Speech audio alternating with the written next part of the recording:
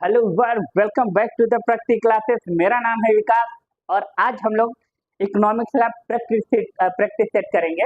तो देखिए, इकोनॉमिक्स का एक प्रैक्टिस सेट हम लोग का रहेगा 1। ठीक है, और इसी प्रैक्टिस सेट के में हम लोग बात करेंगे ओवरऑल सिर्फ और सिर्फ क्वेश्चन की और उसके बेस कॉन्सेप्ट का। तो इंडियन इकोनॉमिक्स से रिलेटेड कुछ वर्ड रहेंगे, वो थोड़ा सा फेमिलियर हो जाइएगा और उसको ठीक से बताएंगे हम, अगर जो वोकेबलरी टफ होगा। तो चलिए हम लोग स्टार्ट करते हैं। हम लोग का फर्स्ट क्वेश्चन क्या है, आइए देखते हैं। तो फर्स्ट क्वेश्चन बड़ा सिंपल सा है। देखिए, अब एक काउंट नहीं करिएगा, सारा क्वेश्चन आपके एसएससी में भी आएगा, पीसीएस में भी, यूपीएससी में भी लगभग एक ही टाइप के क्वेश्चन होते हैं, बहुत ज्यादा डिफरेंट नहीं होता। और डिफिकल्टीज लेवल थोड़ा सा क्या कर दिया जाता है, लेवल जब बढ़ा देते हैं, जैसे आरओ में बढ़ा देते हैं, तो क्या करते हैं कि 2-3 क्वेश्चन एक ही में डाल देते हैं, मगर कॉन्सेप्ट के साथ एक्सप्लेनेशन रहेगा। Don't worry. आइए देखिए क्या है। With reference of the sector of the Indian economy consider the following pairs. अब इसमें आपको बताना है कि कौन सा पेयर्स फॉलो करता है। तो हमारा क्वेश्चन बड़ा सिंपल सा है। Storage of agriculture produce secondary, dairy farm primary, minerals exploration tertiary और वेविंग क्लॉथ सेकेंडरी। अब आपको बताना है कि कौन सा ऑप्शन सही है। तो ऑप्शन आपका 1, 2 और 3 और 4। तो देखिए, यहाँ पे थोड़ा सा जब इस टाइप का हो तो हम लोग एक दिमाग लगाते हैं ऑप्शन एलिमिनेशन का। तो ये जान लीजिए, स्टोरेज ऑफ एग्रीकल्चर जो दिया हुआ है वो एग्रीकल्चर तो पक्का है कि सेकेंडरी में तो नहीं आता है। आता किस में है वो, तो प्राइमरी में आता है। तो ये ऑप्शन तो गलत है, यानी ऑल वाला ऑप्शन तो फ्री में हटा दीजिए और 1 वाला ऑप्शन फ्री में हटा दीजिए। अगला देखिए, डेयरी फार्म प्राइमरी। अब यहाँ देखिए मिनरल्स, देखिए, और मिनरल्स भी आपका किस में आता है, प्राइमरी सेक्टर में ही आता है। तो सिर्फ और सिर्फ ऑप्शन नंबर 2 यहाँ पे आपका सही है, यानी ऑप्शन नंबर 1, 2 बी ऑप्शन आपका क्या होगा, सही होगा। अब देख लीजिए, ए भी आपका प्राइमरी सेक्टर में आता है, ए भी आपका प्राइमरी में आता है, ए भी आपका प्राइमरी में आता है। वेविंग क्लॉथ सेकेंडरी में नहीं आता। वेविंग क्लॉथ प्राइमरी में आएगा या टर्सरी में आएगा, मगर इसमें सेकेंडरी में तो पक्का मैन्युफैक्चर में तो नहीं ही आएगा। तो ये जान लीजिए, ये आपका पूरा दिया हुआ है। तो इस तरीके से यानी ऑप्शन नंबर बी आपका सही जवाब होगा। तो अब आइए हम लोग नेक्स्ट क्वेश्चन पे मूव करते हैं। नेक्स्ट क्वेश्चन क्या है हम लोगों का, नेक्स्ट क्वेश्चन देखिए ध्यान से। With reference to the physical capital Indian economy consider the following pairs.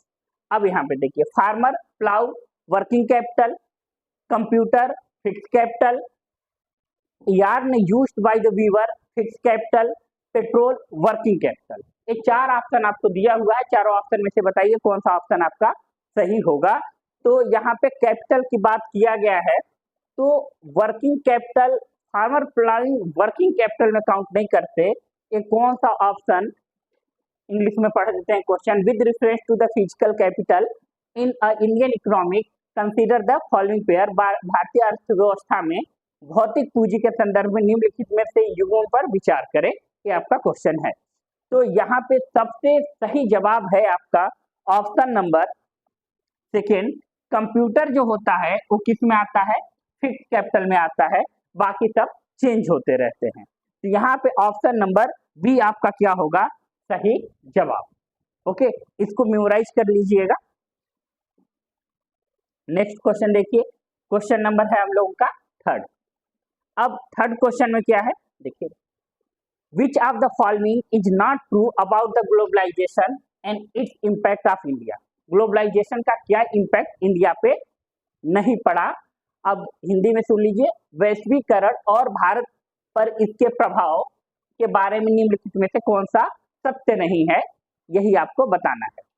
तो it has expanded trade in goods and services. इनके वस्तुओं और सेवाओं का व्यापार का विस्तार हुआ। तो विस्तार तो हुआ है यार, ये तो सही बात है।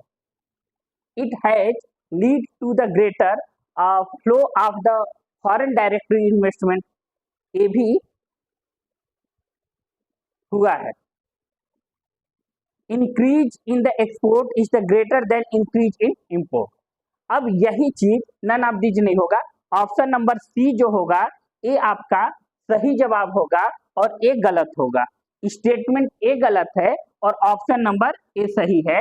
इसमें है निर्यात में वृद्धि और आयात में वृद्धि अधिक है, ऐसा नहीं है। यही स्टेटमेंट आपका क्या है, गलत है और आंसर यही सही है। अब नेक्स्ट आइए, नेक्स्ट क्वेश्चन देखते हैं हम लोग। नेक्स्ट क्वेश्चन है हम लोगों का, देखिए ध्यान से। India aims to achieve the 5 trillion dollar. India को 5 ट्रिलियन डॉलर क्या करना है, अचीव करना है। एक अब इसका टारगेट क्या था, तो 2024 था। ये तो एकदम बिल्कुल मेमोराइज क्वेश्चन है हम लोगों का। 2024 यानी 5वीं अर्थव्यवस्था वैसे भी हम लोग बन चुके हैं। नेक्स्ट क्वेश्चन की बात करें तो ये देखिए नेक्स्ट क्वेश्चन क्या है। The service sector of India generated the more than. हाँ, एक बात जान लीजिए, देखिए यहाँ पे एक्सप्लेनेशन में समझ लीजिए। हमारे यहाँ जो 3 सेक्टर हैं, पेन सेलेक्ट कर लेते हैं। हमारे यहाँ क्या है, 3 सेक्टर हैं, प्राइमरी, सेकेंडरी एंड टर्सरी। अब आपको जान के हैरानी होगा कि प्राइमरी सबसे ज्यादा एम्प्लॉयमेंट क्रिएट करता है। एम्प्लॉयमेंट क्रिएट करने की बात आई तो प्राइमरी सबसे ज्यादा करता है, फिर सेकेंडरी फिर क्या है, सेकेंडरी और फिर टर्सरी में लोग हैं, ठीक। मगर जब जीडीपी की बात आती है तो टर्सरी सेक्टर सबसे ज्यादा जीडीपी में रोल प्ले करता है।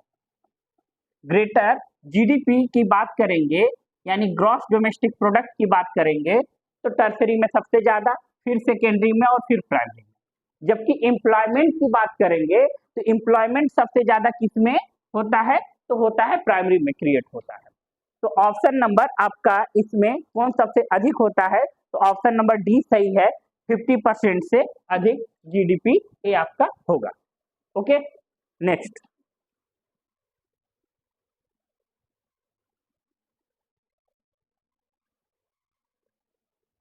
देखिए यहाँ पे, how was Indian converted into a classical colony in the 19th century. 19वीं शताब्दी में भारत को एक क्लासिकल उपनिवेश में कैसे परिवर्तित किया गया है। By converting her into an importer and observer of a British machine made goods. उसे ब्रिटिश मशीन की निर्मित वस्तुओं का आयातकार और अवशोषक बना दिया 19वीं सदी में। Bye turning her into a fertile ground for a British capital investment. उसे ब्रिटिश पूंजी निवेश के लिए उपजाऊ भूमि में बदल दिया गया। और by converting her into a produce and raw material to feed British and industries. उसे ब्रिटिश उद्योगों को आपूर्ति करने हेतु कच्चे माल के उत्पादक में परिवर्तित किया गया। तो ये देखिए यहाँ पे ऑप्शन आपका ए और सी क्या है, दोनों सही है statement. Bye converting her into a import observer of the British machine made by goods, यानी उसे ब्रिटिश मशीन निर्मित वस्तुओं का आयातक और अवशोषक बना दिया गया। तो ये डी ऑप्शन आपका सही जवाब है। डी ऑप्शन आपका सही जवाब है। ऑप्शन ए और सी दोनों स्टेटमेंट आपका क्या है, सही है और डी ऑप्शन आपका सही जवाब है। ओके, नेक्स्ट आइए, नेक्स्ट देखते हैं। नेक्स्ट क्या है, पूरा क्वेश्चन आ जाना चाहिए। नेक्स्ट क्वेश्चन है हम लोगों का, what was one of the major contribution of the Britishers to the Indian economic. भारतीय अर्थव्यवस्था में अंग्रेजों का प्रमुख योगदान क्या था। The British rule in India saw the construction of the several all weather and road। Bharat में ब्रिटिश शासन के दौरान कई 12 सड़कों का निर्माण हुआ। B, the British rule in India saw the introduce of the railway network. भारत में ब्रिटिश शासन के दौरान रेलवे नेटवर्क की शुरुआत हुई। ये भी दोनों बात सही है। The British rule India saw the development the inland trade and sea lane. भारत में ब्रिटिश शासन के दौरान अंतरदेशीय व्यापार और समुद्री मार्गों का विकास हुआ। ये तो सब लोग यहाँ पे तो लूट लूट के ले जा ही रहे थे, लाख कुछ छोड़ न रहे थे, ठीक है। तो सब है, यानी ऑप्शन नंबर डी आपका सही जवाब होगा। तो डी है, ठीक। उस समय उन लोगों ने डेवलप करा क्योंकि उसी समय मुंबई से थाड़े के लिए ट्रेन चला था 1850 में, तो ये सब हुआ था उस टाइम। तो सारे ऑप्शन इसमें सही है, all of the above. Next आइए, नेक्स्ट देखिए क्या है।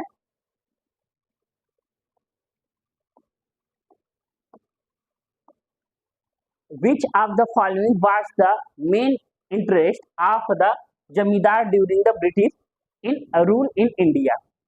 भारत में ब्रिटिश शासन के दौरान जमींदार का मुख्य हित निम्नलिखित में से कौन सा कथन सा था? ओके, अब देखिए, the main interest of the zamindar was to produce the cash crop. Zamindar प्रमुख हित नकदी फसलों का उत्पादन करना था? ऐसा नहीं था। जमींदार का एक ही काम था, वो काम सिर्फ और सिर्फ क्या था? लगान वसूल करने का काम सीधा सीधा करते थे जमींदार। और बाद में देखिए, पहले पहले जमींदार क्या करते थे कि किसान और मजदूर का एक्सप्लॉइटेशन करते थे। बाद में जमींदार का भी एक्सप्लॉइटेशन करने लगे कौन? अंग्रेज लोग करने लगे थे। ऐसी कंडीशन आ गई थी। तो इनका मेन रोल था कि मुख्य उद्देश्य था किसानों से लगान वसूल करना। The main interest of the zamindar was to collected rent from the farmer. आइए नेक्स्ट क्वेश्चन देखते हैं। नेक्स्ट क्वेश्चन क्या है हम लोगों का? देखिए, which of the following the main reason of the decline in the handicraft sector during the British rule in India. भारत में ब्रिटिश शासन के दौरान हस्तलिपि क्षेत्र में गिरावट का मुख्य कारण निम्नलिखित में से कौन सा था? देखिए, यहाँ पे ना थोड़ा सा क्वेश्चन कॉम्प्लिकेटेड कर दिया। क्वेश्चन में कॉम्प्लिकेशन क्या आ गया कि मुख्य कारण क्या है। ये जो वर्ड लिख दिया यहाँ पे मुख्य कारण, यानी मेन रीजन की बात करने लगा। जो ये मेन रीजन है, मुख्य कारण है, यही थोड़ा सा आपके लिए डिफिकल्टीज कर सकता है। वैसे देखिए, new pattern of demand of the handicraft, हस्तलिपि की मांग के नए pattern. The tariff policy follow the British सरकार द्वारा अपनाई गई टैरिफ नीति। The competition sector to man made machine, मानव निर्मित मशीनों के कारण। और ऑल ऑफ द अबव। तो देखिए, यहाँ पे अगर एसएससी लेवल पे क्वेश्चन आएगा तो आप सीधा सीधा ऑल ऑफ द अबव मान लीजिएगा। मगर यही यूपीएससी लेवल पे आए इस तरीके से, तो वहां पे थोड़ी सी आपको एक बात करना पड़ेगा। मेन के लिए बात जब करेगा तो ये करना पड़ेगा, new pattern of the demand. वैसे सारी बातें सही हैं, सारी बातें आपका इसमें सही है, ऐसा कुछ नहीं है कि ऐसा नहीं था, ऑल ऑफ द अबव था। मगर मुख्य कारण लिखने की वजह से हस्तलिपि की मांग के नए पैटर्न, यानी new pattern of the demand of handicraft, ये ऑप्शन आपका क्या हो जाता है? सही हो जाता है। नेक्स्ट क्वेश्चन देखिए क्या है। आइए नेक्स्ट क्वेश्चन की बात करते हैं हम लोग। Which of the following sector was the major contributor of the gross domestic product, यानी GDP, during the British rule. अब एक बात याद रखना है, देखिए यहाँ पे कि ड्यूरिंग द ब्रिटिश रूल, यहाँ पे एक वर्ड लिखा हुआ है during the British rule. British rule के समय सबसे ज्यादा जीडीपी में प्राइमरी सेक्टर से उन लोग एक्सप्लॉइटेशन किया करते थे। बहुत ज्यादा हाई राजस्व उन लोग को कहाँ से मिलता था? प्राइमरी सेक्टर से मिलता था, प्राथमिक क्षेत्र से मिलता था। याद रखिएगा, अगर यही अभी की बात आएगी तब तो हम लोग टर्सरी काउंट करेंगे, मगर उस टाइम की बात आएगी, ब्रिटिश टाइम की बात आएगी, तो ब्रिटिश टाइम में हम लोग प्राइमरी सेक्टर काउंट करेंगे। राइट, बात क्लियर है ना? ओके, आइए अब देखते हैं नेक्स्ट क्वेश्चन। नेक्स्ट क्वेश्चन क्या है हम लोगों का? नेक्स्ट क्वेश्चन है, which of the following statement is an accurate description of the Indian economy on the eve of the independence? निम्नलिखित में से कौन सा कथन स्वतंत्रता के पूर्व संध्या पर भारतीय अर्थव्यवस्था पे सटीक वर्णन करता है? भारत पूंजीगत वस्तुओं का शुद्ध निर्यातक था। भारत प्राथमिक उत्पादों का शुद्ध निर्यातक था। भारत औद्योगिक उत्पादों का शुद्ध निर्यातक था। और भारत कृषि वस्तुओं का शुद्ध निर्यातक था। तो ए ऑप्शन कौन सा होगा? आप लोग हमें बताइए कि यहाँ पे कौन सा ऑप्शन आप लोगों का क्या होगा, सही होगा? ये हमें आप बताइए, जल्दी से बताइए। तो यहाँ पे एक वर्ड यूज किया गया है, ये देखिए, सटीक वर्णन, Indian economic view of the independence. तो इसका सटीक वर्णन बी में मिलता है, भारतीय प्राथमिक उत्पादों का शुद्ध निर्यातक। ठीक है, यहाँ पे India was export of the primary product. Next आइए, नेक्स्ट क्वेश्चन देखिए हम लोग। नेक्स्ट क्वेश्चन क्या है? In which the year were the detail about of the population in a British India collect for the first time. अब देखिए, British लोगों ने कलेक्शन किया था 1871 में, ठीक है, यानी 1871 में किया था। और इसका जो जनगणना किए थे, देखिए पहले ना उन लोग कलेक्शन किए, यही देखिए यही जनगणना की वजह से उन लोग हिंदू मुस्लिम में फूट डालने का काम करना स्टार्ट कर दिए थे, और सटीक आकलन लग गई थी ना कि नहीं इतना हिंदू है इतना मुस्लिम है, ऐसे करो इस तरीके से भड़काओ। तो हम लोग अंग्रेज लोगों का यही काम ही था कि इस तरीके से भड़काओ और हम अपना क्या करें फूट करो और राज डालो, ये तो बड़ा फेमस स्टेटमेंट है। तो 1871 में उन लोग क्या करते हैं इस चीज का काउंटिंग अभी नहीं किए हैं, काउंटिंग करते हैं 1881 में, 10 साल बाद करते हैं, मगर यहाँ पे लगा लेते हैं। तो ये ऑप्शन आपका सही है सी, ब्रिटिश भारत में जनसंख्या के बारे में विवरण पहली बार किस वर्ष में मिलता है, तो 1871 में। ओके, नेक्स्ट क्वेश्चन देखिए, नेक्स्ट क्वेश्चन की बात करते हैं, विच of the following industry were the operation in the Indian economic of the eve of the independence, यानी स्वतंत्रता के पूर्व संध्या भारतीय अर्थव्यवस्था निम्नलिखित में से कौन सा उद्योग कार्यरत था। तो वहां पे सबसे ज्यादा उद्योग जो कार्यरत था वो शुगर, पेपर, सीमेंट इंडस्ट्री, चीनी कागज और cement, B iron and steel industry, और jute, textile and cotton industry, और ऑल ऑफ द अबव। तो ये सब थे, सब यहाँ पे काम कर रहे थे उस टाइम पे, सब लोग यहाँ पे काम कर रहा था। आइए नेक्स्ट,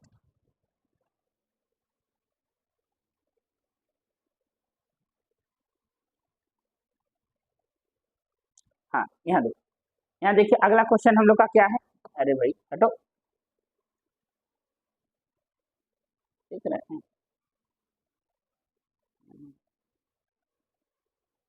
देखिए ओपीएस लगवाना पड़ेगा, ठीक है। आइए देखिए, which of the following statement correctly reflected the demography of the profile of India on the you it's the independence. तो इसमें क्वेश्चन है निम्नलिखित में से कौन सा कथन कौन सा कथन स्वतंत्रता की पूर्व संध्या पर भारत की जनसांख्यिक प्रोफाइल को सही ढंग से दर्शाता है, सही ढंग से रिप्रेजेंट करता है। तो यहाँ देखिए, India has the average life expectancy 63 year, भारत में जीवन प्रत्याशा 63 ईयर्स था। Both the birth of rate, death of rate कम थे, और यहाँ पे फिर एक लिटरेसी रेट है, ये वाला सही को रिप्रेजेंट करता है कि the overall level of literacy India was less than 60%, 60% से लेस था लिटरेसी रेट हमारे यहाँ, कहाँ, इंडिया में। ओके, आइए अब नेक्स्ट क्वेश्चन देखिए, यही सही रिप्रेजेंट करता है। ऑप्शन नंबर 15 क्या है, which of the following service was the totally inadequate during the British rule in India. भारत में ब्रिटिश शासन के दौरान निम्नलिखित में से कौन सी सेवा पूरी तरीके से अपर्याप्त थी, मतलब उस समय नहीं था। तो उन लोग एक व्यवस्था तो हम लोगों के लिए कर दिए थे भाई, लॉ एंड ऑर्डर, रेलवे और पोर्ट वाली बात किए थे, पोस्टल ए वाला नहीं किए थे, रेलवे एंड पोर्ट वाली बात है, ये इनमें से कोई नहीं, पोस्टल का जो सर्विस था उस समय नहीं था, ये अपर्याप्त थी। अब देखिए आइए क्वेश्चन नंबर 16 पे, क्वेश्चन नंबर 16 क्या है, in which year was the India first official census survive the undertaken. भारत का पहला अधिकारी जनगणना सर्वेक्षण किस वर्ष किया गया। तो वही जो अभी हम आपको ऑप्शन बताए थे, वो ऑप्शन है 1881, 1881 में सबसे पहले जनगणना किया गया। ओके,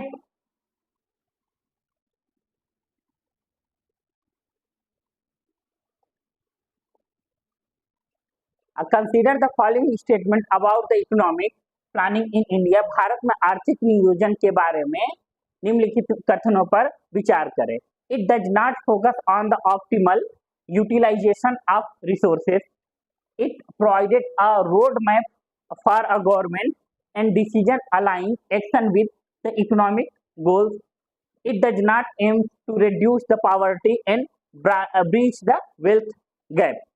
तो एक कौन सा रिप्रेजेंट करता है, क्या है, आर्थिक। तो तीनों ननवदेश यह संसाधन के इष्टतम उपयोग पर ध्यान केंद्रित नहीं करता है, या सरकार के निर्माण के लिए, अच्छा ऑप्शन नंबर देखिए ना, इसका बी सही है, यह सरकार के निर्णयों के लिए एक रोड मैप प्रदान करता है तथा कार्यों को आर्थिक लक्ष्यों के साथ संग्रहित करता है। बी ऑप्शन आपका सही जवाब है, यानी सेकेंड सही है। तो सेकेंड कौन सा है भाई, 1 2, ठीक है। ओनली 2 आपका सही आंसर है। Okay, next question. थोड़ा एक्सप्लेनेशन की और जरूरत लग रहा है क्या? अरे बोलिए भाई, कमेंट वगैरह में लिखिए, आप लोग बोलिए यस सर। ठीक है, थोड़ा एक्सप्लेनेशन और। अब भारत में आर्थिक नियोजन के लिए के बारे में निम्नलिखित कथनों पर विचार करें। यानी the consider the following statement about the economic planning in India. तो यह पहले इंग्लिश में पढ़ देते हैं। It does not focus on a balanced economic development, it aims to improve the standard of the living by the tracking social issue and the increase per capita income. It does not focus on employment generation. Okay, तो इसमें से कौन सा option आपका सही है? यह संतुलित आर्थिक विकास पर ध्यान केंद्रित नहीं करता है। इसका उद्देश्य सामाजिक मुद्दों से निपटकर और प्रति व्यक्ति आय में वृद्धि करके जीवन स्तर में सुधार करना है। इसका ध्यान रोजगार सृजन पर नहीं है। ठीक है, ओके, तो इसका कौन सा ऑप्शन आपका क्या होगा, सही होगा? तो ऑप्शन नंबर आपका सिर्फ और सिर्फ 1 है। वो क्या है सही जवाब?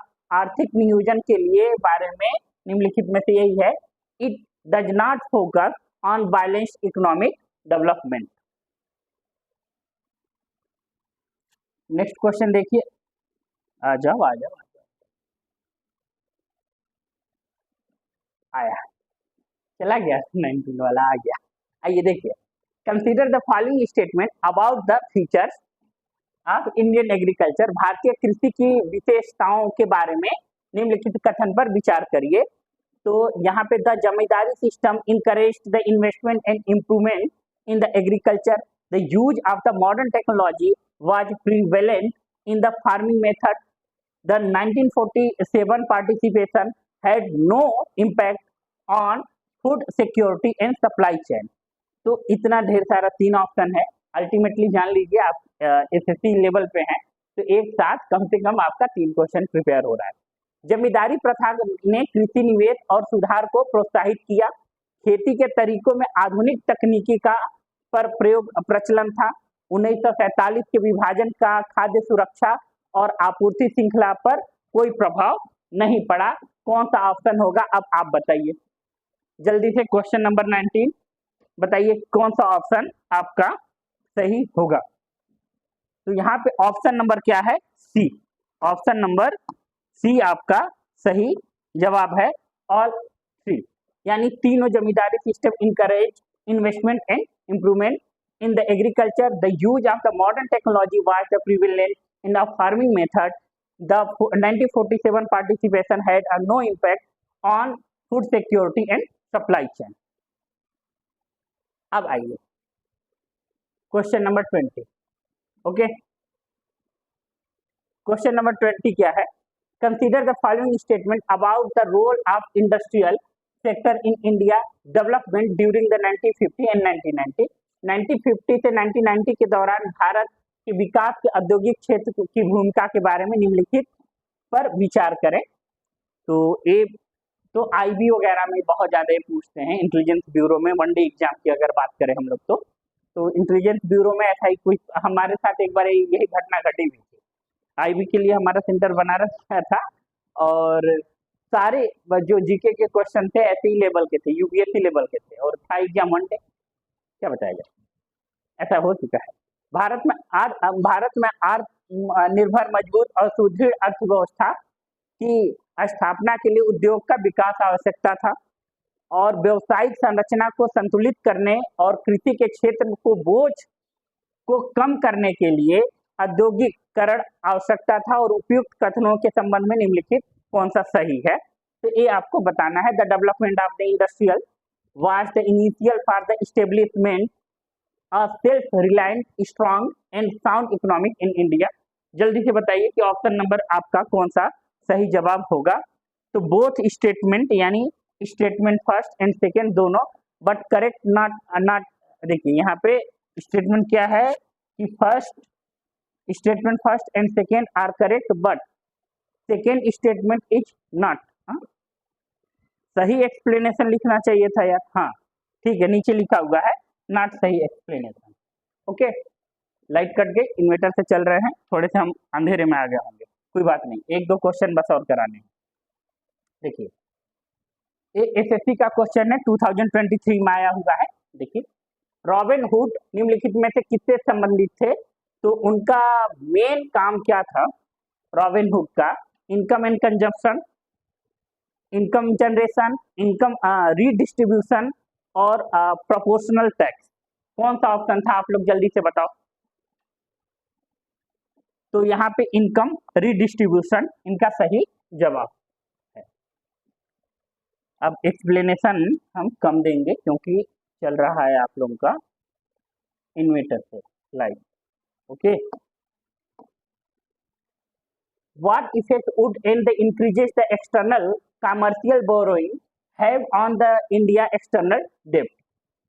बाह्य वाणिज्य उधार के वृद्धि में 2023 का क्वेश्चन है एसएससी का, बाह्य ऋण पर क्या प्रभाव पड़ा? तो इस पे प्रभाव क्या पड़ा ये आपको बताना है, जल्दी से बताइए।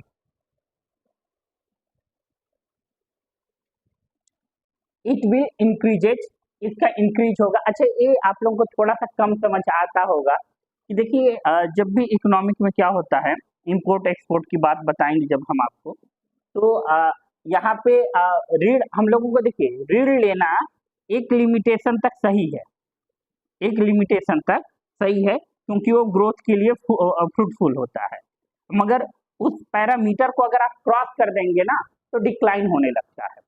तो इसके बारे में चैप्टर में हम बहुत विस्तार से बताएंगे आप लोगों को। राउंड ट्रिप इन यूज्ड ए, राउंड ट्रिपिंग का प्रयोग के रूप में किया जाता है, ये एसएससी 2024 का है question. Policy to booster FDI in current country, देश में एफडीआई को बढ़ावा देने की नीति। कर चोरी के साधन यानी means of the tax evasion. Policy of the export promotion, निर्यात प्रोत्साहन की नीति। Calculation of the national income. तो 23 एक कौन सा होगा ऑप्शन आपका? तो ऑप्शन नंबर बी आपका सही जवाब होगा। ठीक है, ऑप्शन नंबर बी सही जवाब होगा। ओके, अब थोड़ा सा आप लोग लीजिए हमसे कुछ होमवर्क। एक क्वेश्चन नंबर 24 देख लीजिए। विच of the following economic system combining the private and state enterprises, ये 2024 का आया हुआ क्वेश्चन है, इसका आंसर आप लोग देंगे, स्क्रीनशॉट खींच लीजिए। क्वेश्चन नंबर 5, यहाँ पे ये तो बहुत आसान है, इसका थोड़ा सा एक्सप्लेनेशन कर देंगे हम। आरबीआई का मुद्रास्फीति का सीमा बनाए रखना होता है, तो ये बनाए रखते हैं इस ऑप्शन के अकॉर्डिंग तो 2 से 4% है, मगर आरबीआई हमेशा प्रयास करती है कि 2 से 4% के बीच में ही इन्फ्लेशन बढ़े, महंगाई बढ़े। इससे क्या होता है कि सोसाइटी में कोई बहुत ज्यादा नेगेटिव इम्पैक्ट नहीं बनता है, उनका टारगेट 2 से 4 रहता है मगर 6% चला जाता है। तो एक क्वेश्चन हम आपको दिए हैं होमवर्क, और ये क्वेश्चन आप लोग क्या करोगे, हमको सॉल्व करके बताओगे कमेंट बॉक्स में कि कौन सा आंसर होगा। तो यही आपका रहा क्या, होमवर्क। ओके, तो होमवर्क अब यहाँ पे क्वेश्चन समाप्त और हमारा आपका अलविदा। ठीक है, हमारे साथ जुड़े रहने के लिए और सेशन को कंप्लीट देखने के लिए थैंक यू वेरी मच। हम लोग फिर मिलेंगे सेट नंबर 2 में। आपको कैसा लगा मेरा फर्स्ट इनिशिएटिव है इस कोचिंग में, मगर इस कोचिंग में प्रैक्टिस सेट के लिए ऑनलाइन, तो आपको कैसा लगा ये जरूर बताइएगा हमें और कमेंट करिएगा जो अच्छा लगे। Thank you.